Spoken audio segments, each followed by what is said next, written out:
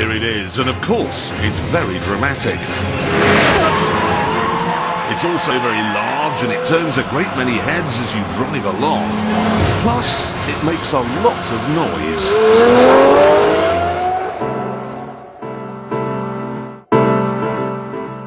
But if you actually look at it, it's not that outlandish. It was actually styled by a Belgian, same chap who did the Audi A2, and there are no big spoilers sprouting out of it. There are no rotating knives. There aren't even any machine guns.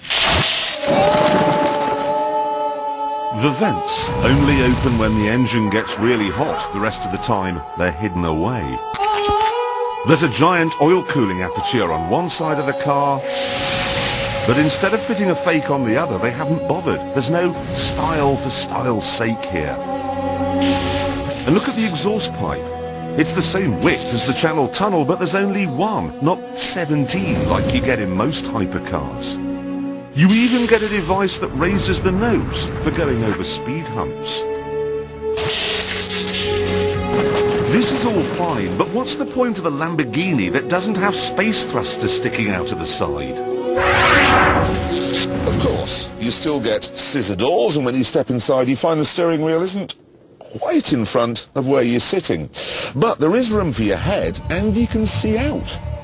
You can even see behind. Then, when you're driving along normally, it feels very civilized. I mean, obviously it's not a Honda Civic. You can't turn left, for example, because the indicator stalk will hit your knee. And it does 8 miles to the gallon. Or 4.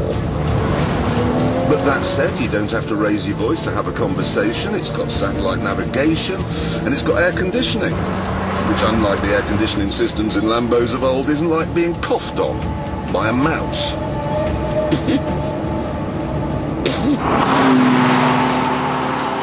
This is all very worrying. You see, it's 8 years since the Captain Sensibles at Audi took over Lamborghini.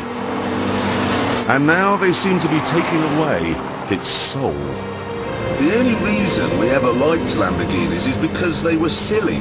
Taking that away is like taking away the sunshine from a summer holiday. You're left with nothing.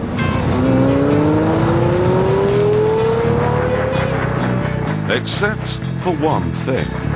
Audi have replaced the lunacy with something else.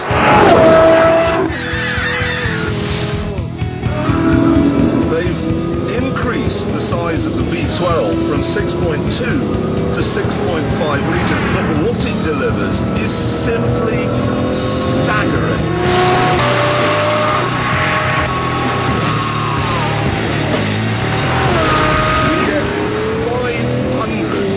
Dioxides and 640 brake horsepower. That's more than you get from a Porsche Carrera GT or a McLaren Mercedes SLR. It's more than you get from a Zonda. The result is spectacular. This is not a light car, but my God, it's fast. Properly, savagely fast. 60 takes 3 and a bit seconds. The top speed is 200 and... Tell you what, let's find out. 160. Fastest anything's gone down here is about 190. That's 200, we're quicker than anything ever. Look at that, 207.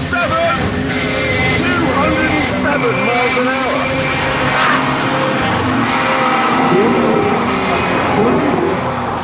Now, of course, figures like this are sort of meaningless. They're hard to get your head round. So what I've done is organised a demonstration. What we have here is a Golf GTI. And what we're going to do now is have a half-mile drag race to show the difference between a fast car and a Murcielago.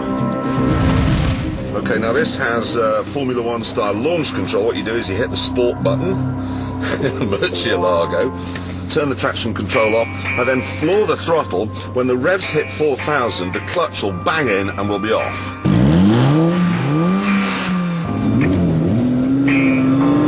There we go.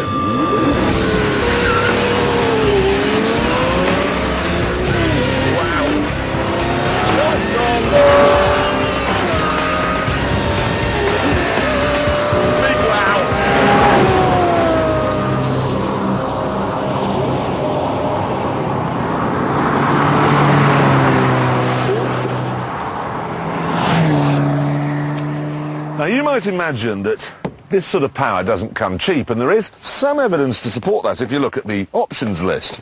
That little bit of carbon fibre there on the centre console, £4,000. Carbon brakes, £7,780. If you want the brake calipers, these things, if you want those painting, that's £600. Transparent engine cover, you see that on the back? £4,000. Flappy paddle gearbox, £6,250. You'd need a flappy paddle head to spend that on one of those.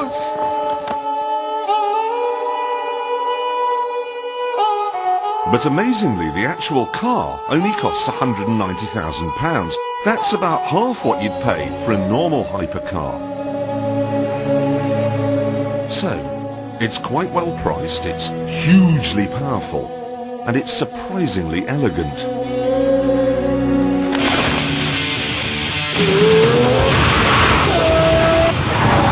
But do not for 1 minute be tricked into thinking that the king of the hypercars has become a supercar.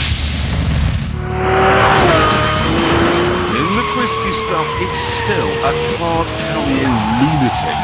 You take one liberty with it, and trust me on this, you are going down.